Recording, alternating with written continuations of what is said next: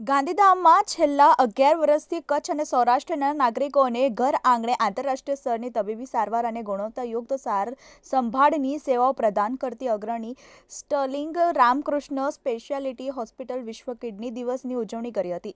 હોસ્પિટલે આ પ્રસંગે વર્ષ 2024ની થીમ તમામ માટે કિડનીની સાર સંભાળની સમાન સુલભતામાં આગેકૂચ અને સારવારની અસરકારક રીતે એટલે કે કિડનીનું સ્વાસ્થ્ય જાળવવાની થીમ સાથે સંબંધિત જાગૃતિ લાવવા માટે એક કાર્યક્રમનું આયોજન કર્યું હતું. તેમાં કચ્છ અને સૌરાષ્ટ્રમાંથી સારી એવી સંખ્યામાં નાગરિકો સામેલ થયા હતા. દર વર્ષે દુનિયાભરમાં માર્ચ મહિનાના બીજા ગુરુવારે વિશ્વ કિડની દિવસની ઉજવણી થાય છે. ગુજરાતમાં અને ખાસ કરીને કચ્છ સૌરાષ્ટ્ર વિસ્તારમાં ખાનગી ક્ષેત્રની હોસ્પિટલોમાં સ્ટર્લિંગ રામકૃષ્ણ સ્પેશિયાલિટી હોસ્પિટલ મોખરાનું પ્રસ્થાન ધરાવે છે. કચ્છ અને સૌરાષ્ટ્ર સહિત સમગ્ર ગુજરાતમાંથી લોકોનો વિશ્વાસ સંપાદિત કરવામાં આ હોસ્પિટલની કુશળ તબીબોની ટીમ, વિવિધ તબીબી શાખાઓનો ડોક્ટર્સની ઉત્કૃષ્ટ સંકલિત કામગીરી અને કર્મચારીઓની ભૂમિકા મહત્વપૂર્ણ અને દ્રષ્ટાંતરૂપ છે. વિશ્વ કિડની દિવસ નિમિત્તે હોસ્પિટલના ડોક્ટર્સ કિડનીનો રોગ વિશે, તેની સારવાર વિશે, હોસ્પિટલમાં ઉપલબ્ધ સારવારની સંપૂર્ણ અને સર્વાંગી સેવાઓ વિશે તેમજ કિડનીના રોગોનું નિવારણ કરવા માટે જરૂરી સાવચેતીઓ વિશે લોકોને જાણકારી આપી હતી. આ પ્રસંગે સ્ટર્લિંગ રામકૃષ્ણ હોસ્પિટલના પ્રસિદ્ધ નેફ્રોલોજિસ્ટ ડૉક્ટર નૈમિન સોમાણિયાએ કહ્યું હતું કે સ્ટર્લિંગ હોસ્પિટલમાં કિડની અને પેશાબ સાથે સંબંધિત રોગોની સંપૂર્ણ સારવાર એક છત હેઠળ ઉપલબ્ધ છે. કિડની સાથે સંબંધિત વિવિધ રોગોની સંપૂર્ણ સારવાર હોસ્પિટલમાં શ્રેષ્ઠ રીતે આપવામાં આવે છે, જેમાં કિડનીની બાયોપ્સીથી લઈને ડાયાલિસિસ માટે કેથેટર બેસાડવાનું, પેરિટોનિયન ડાયાલિસિસ એટલે કે પેટનું ડાયાલિસિસ, સ્લીપ આઈસીયુમાં કિડની દર્દીનું ડાયાલિસિસ, પ્રેગ્નન્સી પછી થતી કિડનીની તકલીફ, બાળકો માટે વિશેષ ડાયાલિસિસની સુવિધા, સફેદ લોહી બદલવાની પ્રક્રિયા એટલે કે પ્લાસ્માફેરેસિસ પણ સામેલ છે. આ તમામ સારવારો માટે કચ્છની જનતાને બહાર જવાની જરૂર નથી. સ્ટર્લિંગ રામકૃષ્ણ સ્પેશિયાલિટી હોસ્પિટલમાં જર્મન ટેકનોલોજીથી બનેલા 15 અદ્યતન ફેસેનિયાસ મશીન, પંપ, કેથેટર બેસાડવા માટે કેથલેબ, કિડનીની સોનોગ્રાફીનું મશીન, સીટી સ્કેન, એમઆરઆઈ, યુરોલોમેટ્રી, અદ્યતન surgical microscope, laparoscope, laser machine ઉપલબ્ધ છે. સ્ટર્લિંગ હોસ્પિટલના ડૉક્ટર પ્રિયંશ દામાણીએ કહ્યું હતું કે સ્ટર્લિંગ હોસ્પિટલમાં દર મહિને 1400થી વધારે ડાયાલિસિસ થાય છે. છેલ્લા દાયકામાં કિડનીના દર્દીઓની સંખ્યામાં મોટો વધારો થયો છે. ખાસ કરીને ગુજરાતમાં. આ માટે હાલની જીવનશૈલી, ખાણીપીણીની નુકસાનકારક આદતો, તંબાકુ અને ધૂમ્રપાનના સેવનની કુટેવ વગેરે જેવા પરિબળો જવાબદાર છે.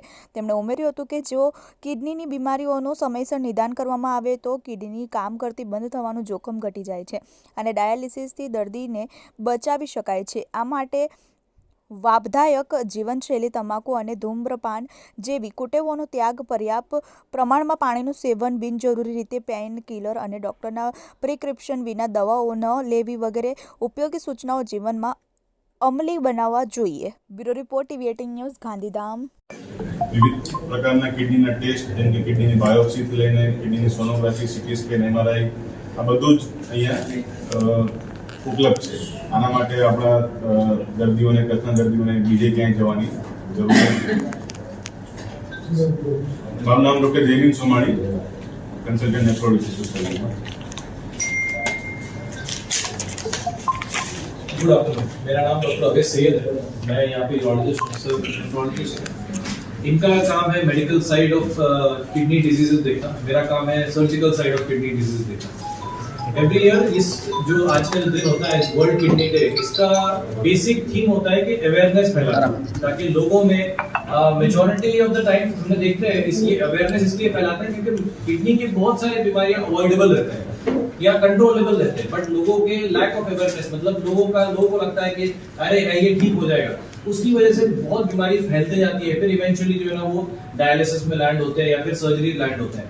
तो अवेयरनेस का मतलब ये है कि आप रेगुलरली चेकअप करवाएं. क्या चेकअप करवाना है? तो बहुत बेसिक इन्वेस्टिगेशंस होते हैं जो सारे के सारे इस हॉस्पिटल में होते हैं. हमारे पास रेगुलरली जो है हर 2-3 महीने में यूरोलॉजी के, नेफ्रोलॉजी के कैंप्स होते हैं. उसमें आप आइए, रूटीन चेकअप्स करवा लीजिए और उसमें जो है बहुत सारे जो स्टोन डिजीज हो गए या किडनी डिजीज को अवॉइड हो सकते हैं, जो मेजर आगे जाके जो डायलिसिस या सर्जरी अवॉइड हो सकती है।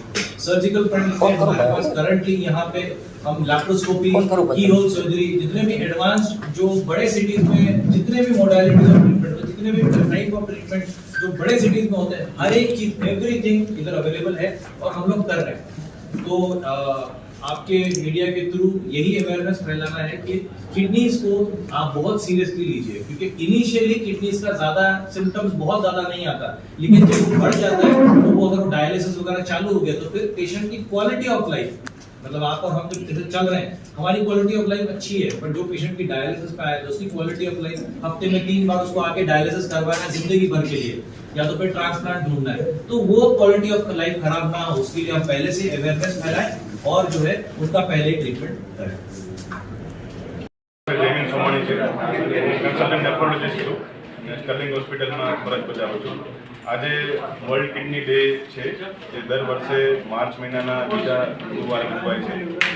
એ સંબંધિત આજે આપણે સૌ અહીંયા એકત્રિત થયા છે, જેની આજની થીમ છે કિડની હેલ્થ ફોર ઓલ, એટલે સમાજના બધા વ્યક્તિઓ માટે કિડની હેલ્થ અને અવેરનેસ ફેલાય એના માટે આપણે આજે આ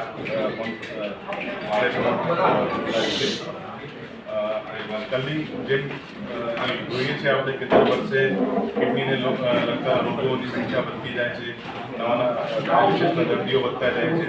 તો આના માટે જે છે એ સમાજમાં જાગૃતિ આવે કે ભાઈ જેને લાંબા સમયમાં ડાયાબિટીસ હોય, બ્લડ પ્રેશર હોય, એ નિયમિત ધોરણે કિડનીનું ચેકઅપ કરાવે। બ્લડ રિપોર્ટ કે યુરિન રિપોર્ટ અને કિડનીની સોનોગ્રાફી, આ 3 રિપોર્ટથી આપણે જાણી શકીએ છીએ કે આપણી કિડની તંદુરસ્ત છે કે નહીં। નિયમિત આ બધા રિપોર્ટ થાય અને એમાં જો કાંઈ પણ ચેન્જીસ જણાય તો નેફ્રોલોજીસ્ટને કન્સલ્ટ કરે કે જેથી કિડનીને લગતી બીમારીને આપણે શરૂઆતના સ્ટેજમાં ડિટેક્ટ કરીએ તો આગળ જતાં કિડની ફેલિયર એડવાન્સ થાય, ડાયાલિસિસ થાય, એ સ્ટેજને આપણે અટકાવી શકીએ। સર સિમ્ટમ્સ શું હોય છે કિડની ફેલ થવાના? કિડની ફેલ થવાના મુખ્ય સિમ્ટમ્સ જોઈએ તો આપણે ભૂખ ન લાગવી, ઉલટી ઉચકા થવા, ખાવામાં મન ન લાગવું, અશક્તિ લાગવી, પગે સોજા આવવા, આંખની આજુબાજુ સોજા આવવા, રાત્રે વાળાઘડી ઉઠીને પેશાબ કરવું પડે 2 થી 3 बार, આ બધા મુખ્ય લક્ષણો છે। सर प्रिवेंशन के लिए क्या टिप्स देना चाहिए? प्रिवेंशन के लिए एक तो मैंने बोला कि रेगुलर जिसको बीपी शुगर है उसको regular blood and urine test कराना चाहिए। दूसरा, आप पर्याप्त मात्रा में पानी पीजिए, हाइड्रेशन रखना भी बहुत जरूरी है, दिन में 3-4 लीटर पानी पीना चाहिए। और healthy diet, weight optimisation, salt कम खाना है, वेट को ठीक रखना है, और थोड़ा बहुत एक्सरसाइज और व्यसन है जैसे तंबाकू है, स्मोकिंग है, उसको छोड़ना है। રેશનલ તરીકે થાય। હવે સમાજના દરેક તબક્કા સુધી પહોંચાડવા માટે પત્રકારો, મીડિયા અને એનજીઓ સાથે સાથે સરકાર અને ડોક્ટર બધાએ કામ કરવું પડશે। હવે કિડનીના રોગોનો આપણે રેશિયો જોઈએ તો 8% રેશિયો છે, એટલે 100માંથી 8 દર્દીઓને કિડનીની તકલીફ કોઈને કોઈ રીતની થઈ શકે। દર વર્ષે ઇન્ડિયા આખામાં 1 લાખ જેટલા નવા દર્દીઓને ડાયાલિસિસની જરૂર પડે છે અને તેમાંથી માત્ર 8,000 જેટલા દર વર્ષે એટલા ડાયાલિસિસના દર્દીઓ નવા ઉમેરાય છે અને એમાંથી 8,000 જેટલા લોકોને ટ્રાન્સપ્લાન્ટની સેવા મળી શકે છે। હવે કિડની હેલ્થની જાળવણી કરવી બહુ જરૂરી છે, કારણ કે ઇન્ડિયામાં એક તો ડાયાબિટીસ, પછી ઓબેસિટી એટલે કે મોટાપો, બ્લડ પ્રેશર, એ બધાનું